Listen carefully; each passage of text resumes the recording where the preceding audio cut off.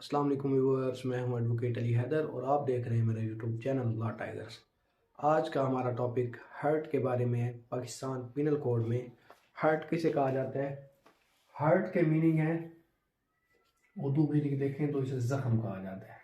ठीक, तो जैसे कि हम बात कर चुके हैं, पाकिस्तान पिनल कोड जो है वो बयान करता है ऑफेंसेस को और उनकी सज़ाएं बताता है, पनिशमेंट्स क्या हैं।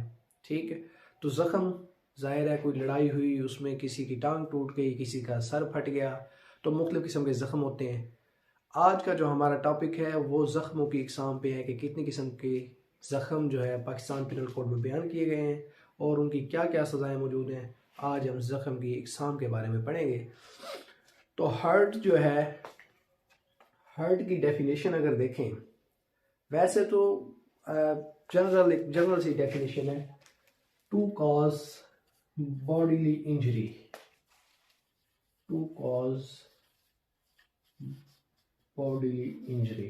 ठीक, ये हर्ट की डेफिनेशन हो गई सिंपल सी, मतलब कि जख्म की डेफिनेशन हो गई। इंजरी जो है, इंजरी एक वाइडर टर्म है।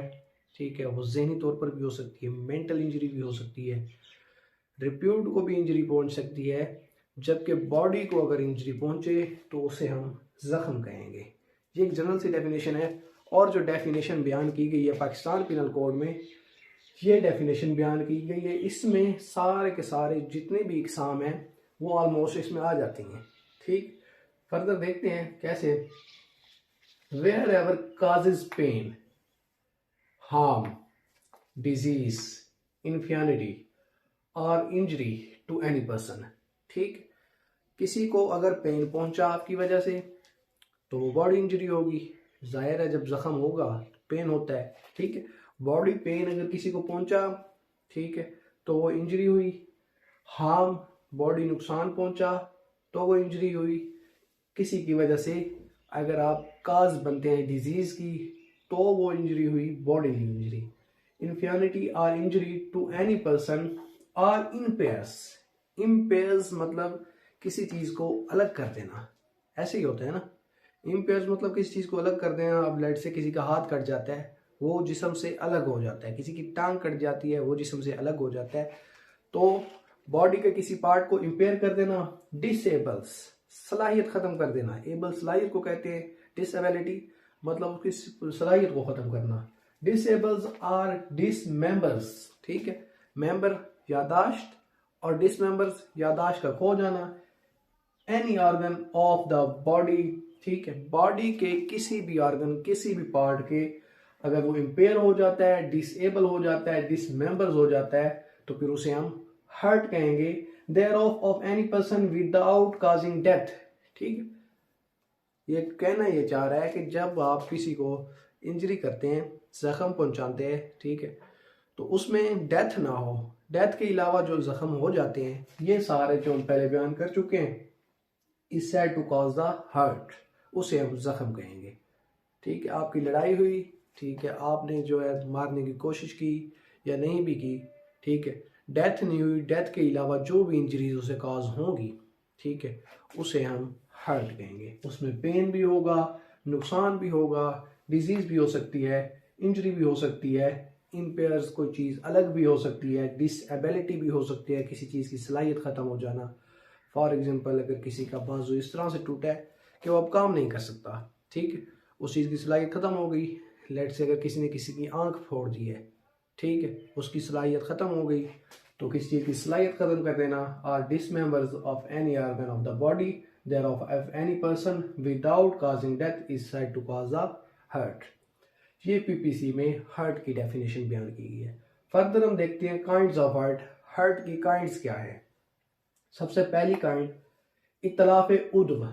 ठीक है, यहाँ डी लिखा हुआ है, वैसे इसे उर्दू में देखें तो ये बनेगा इतलाफ उज्व। ठीक है, उज्व किसे कहते हैं? Any organ of the body. ठीक है, बॉडी का कोई पार्ट, उसे हम उज्व कहते हैं। इतलाफ मतलब, ये जो इतलाफ है ये तलफ से निकला है। ठीक है, इसका मतलब, तलफ का मतलब अलग कर देना या काट देना। ठीक, जैसे कि मैंने पहले बयान किया, इसमें डेफिनेशन भी आ चुका है। डेफिनेशन में भी है कि किसी बॉडी पार्ट का अलग हो जाना। लेट से किसी का हाथ कटा है, ठीक है, हाथ को काट कर अलग कर देना, उसे हम कहेंगे इत्तलाफ उज़्व। ठीक है, मतलब उज़्व को काट कर अलग कर दिया गया। किसी की जो टांग है उसको काट कर अलग कर देना, वो आएगा इत्तलाफ उज़्व में। इसी तरह किसी की जो आंख है उसको अगर निकाल के बाहर फेंक देना, जिस्म से अलग कर देना, उसे कहेंगे इत्तलाफ उज़्व। ठीक है, इस तरह कान है, ठीक है, किसी के कान को काट कर अलग कर देना, उसे कहेंगे इत्तलाफ उज़्व। एक तो जख्म की ये काइंड हो गई। ठीक हो गया। इसको जो बयान किया गया है सेक्शन 333 ऑफ पीपीसी में। वैसे 332 पीपीसी में ऑल काइंड्स ऑफ हर्ट बयान की गई हैं। जो सारी काइंड्स हैं, ये जो हम पढ़ रहे हैं, ये सेक्शन 332 है जो हम पढ़ रहे हैं, इसमें सारी काइंड्स बयान की गई हैं। जो इत्तलाफ उज़्व है इसको 333 में अलग से फिर बयान किया गया है। ठीक, 333 पीपीसी में इत्तलाफ उज़्व को बयान किया गया है, और आगे इसके अगले ही सेक्शन में 334 में इसकी सजा बयान की गई है। पनिशमेंट इसकी क्या है? अगर किसी का मतलब किसी को इत्तलाफ उज़्व कर दिया जाता है, किसी के उज़्व को अगर काट दिया जाता है, फिर उसकी सजा क्या होगी? उसकी सजा होगी किसास। जैसा कि काइंड्स ऑफ पनिशमेंट्स में हमने पढ़ा, किसास क्या होता है कि उसी पार्ट के बदले वही पार्ट काट देना। अगर इत्तलाफ उज़्व की बात है, सेम एज मतलब वही हर्ट करना, सेम जगह पर सेम इंटेंसिटी के साथ, उसे हम किसास कहते हैं।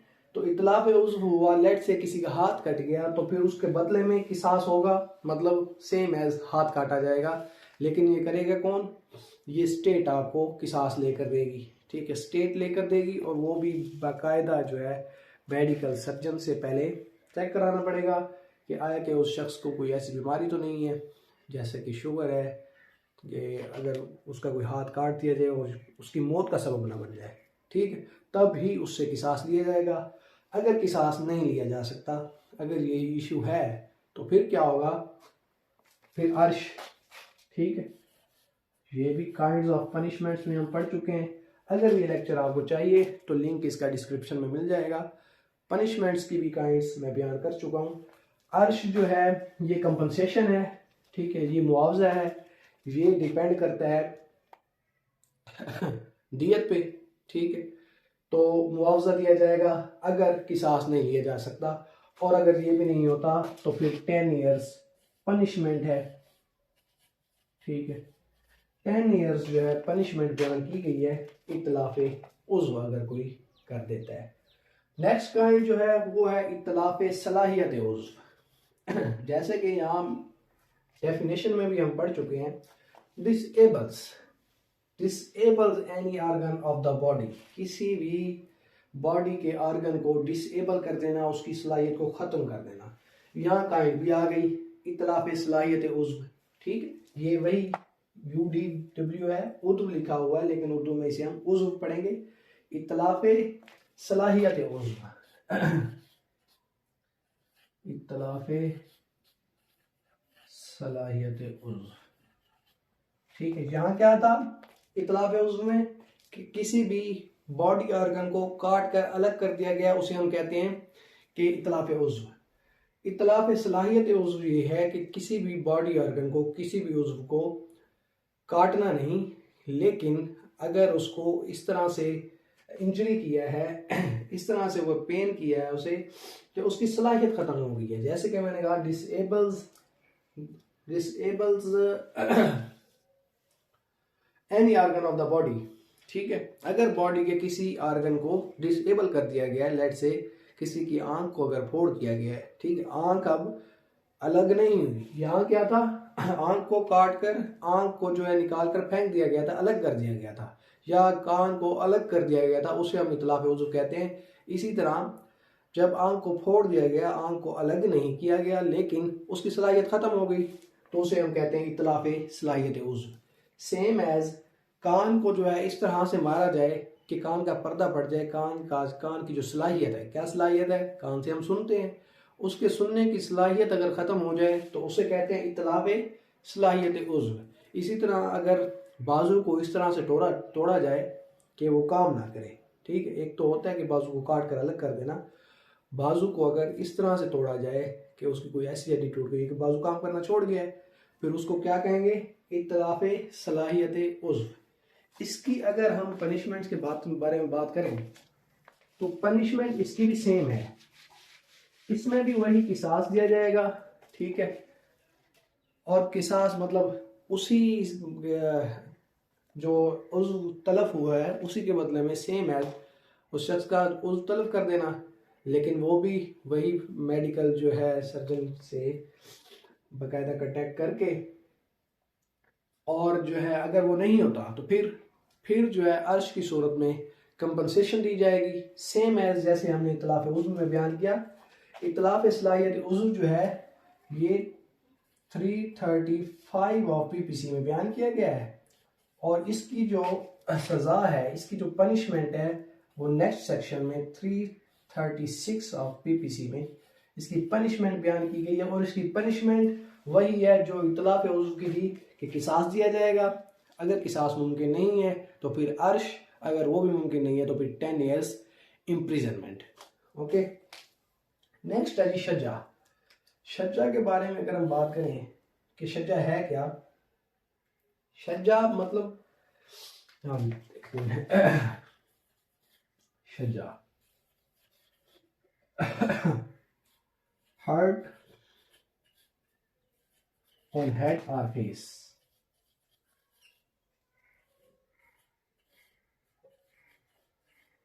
कोई ऐसा हर्ट हो ना, ठीक है, जो फेस या हेड पर हो, मतलब कि गर्दन से ऊपर ऊपर जो हर्ट हो उसे हम शज्जा कहते हैं, ठीक है।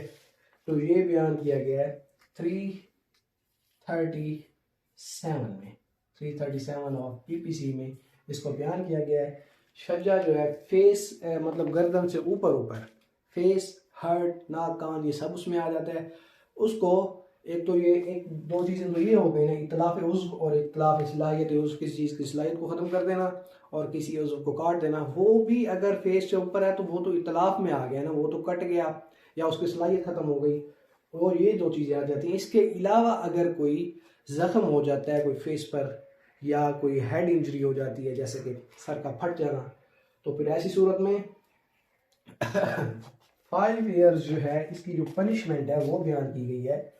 नेक्स्ट सेक्शन 337A में इसकी पनिशमेंट बयान की गई है, और पनिशमेंट क्या है, कम से कम जो है ज़्यादा से ज़्यादा 5 ईयर्स उसको इम्प्रिजनमेंट किया जाएगा और फाइन लगाया जाएगा। ये इसकी भी आगे फर्दर जो है काफ़ी सारी एग्ज़ाम है शज्जा की, ठीक है, इसकी नेक्स्ट फर्दर काफ़ी एग्ज़ाम है, ठीक है, वो आने वाले लेक्चर में हम देखेंगे। इस तरह नेक्स्ट जो है जरा, इसकी भी एग्ज़ाम है, वो भी आने वाले लेक्चर में हम देखेंगे। तो शज्जा क्या हुआ कि गर्दन से ऊपर तक की जो इंजरी है, ठीक है, जिसमें इतलाफ उज़्व भी ना हो, इतलाफ सलाहियत उज़्व भी ना हो, उसे हम शज्जा कहते हैं, और उसकी जो है 5 ईयर इम्प्रिजनमेंट है। सेम है जो जरा है, जरा भी वो हर्ट है जो बॉडी से नीचे नीचे हो, ठीक है, यहाँ इसे हम कह सकते हैं hurt on the lower part of the body.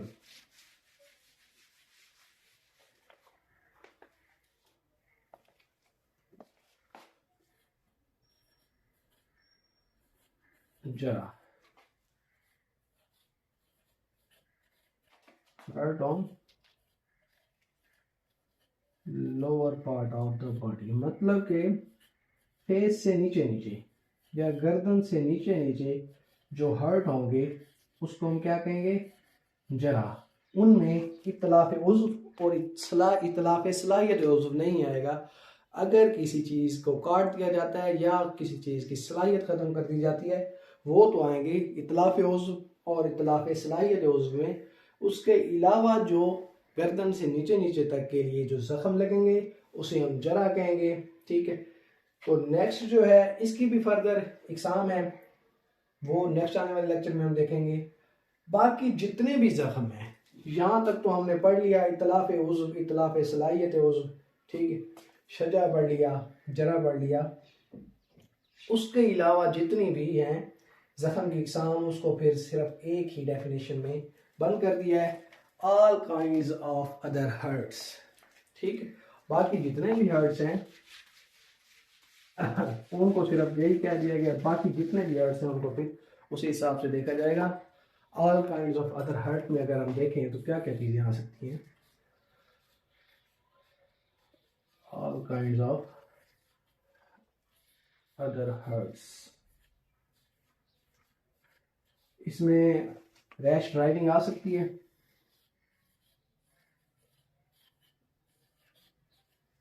ठीक है। इसमें रैश एक्ट भी आ सकता है,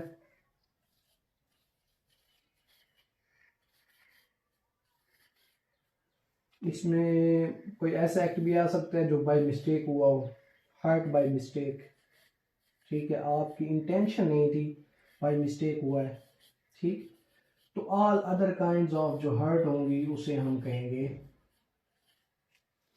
उसे एक ही डेफिनेशन में बयान कर दिया गया है, ठीक है। इसमें अब रैश ड्राइविंग जो है, ठीक है, नेग्लिजेंस ड्राइविंग, वो ड्राइव हुआ, उससे किसी को नुकसान पहुंच गया, एक्सीडेंट हुआ, नुकसान पहुंचा, तो फिर उसमें जो जख्म लगेंगे वो all other kinds of hurt में आएंगे, ठीक है। रैश एक्ट, कोई ऐसा नेग्लिजेंस एक्ट हुआ जो कि आपको नहीं करना चाहिए था, उससे अगर किसी को नुकसान पहुंचा, ठीक है, तो वो all other kinds of hurt में आएंगे। बाय मिस्टेक अगर आप किसी को हर्ट पहुंचा देते हैं, आपकी इंटेंशन नहीं थी, किसी गलती की वजह से हो गया, तो वो भी all other kinds of hurt में आएगा। ये जो बयान किया गया all other kinds of hurts की जो पनिशमेंट है वो 337 जी से लेकर ऑनवर्ड्स पीपीसी में बयान किए गए हैं, ठीक है।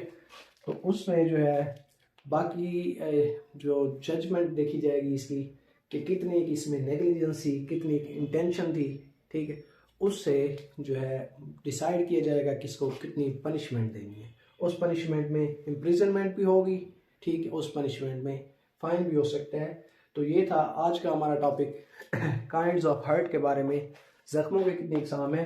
नेक्स्ट हमने जो देखना है शज्जा के बारे में पढ़ना है। शज्जा की नेक्स्ट 6 किस्म की इकसाम है, ठीक है, उसको हमने एक्सप्लेनेशन में बयान करना है। और जरा की भी 2 किस्म की इकसाम है, उसको भी नेक्स्ट आने वाले लेक्चर में हम देखेंगे। आने वाले लेक्चर से अवेयर रहने के लिए चैनल को सब्सक्राइब कर दीजिए, हमारे साथ रहिएगा। अल्लाह हाफिज़।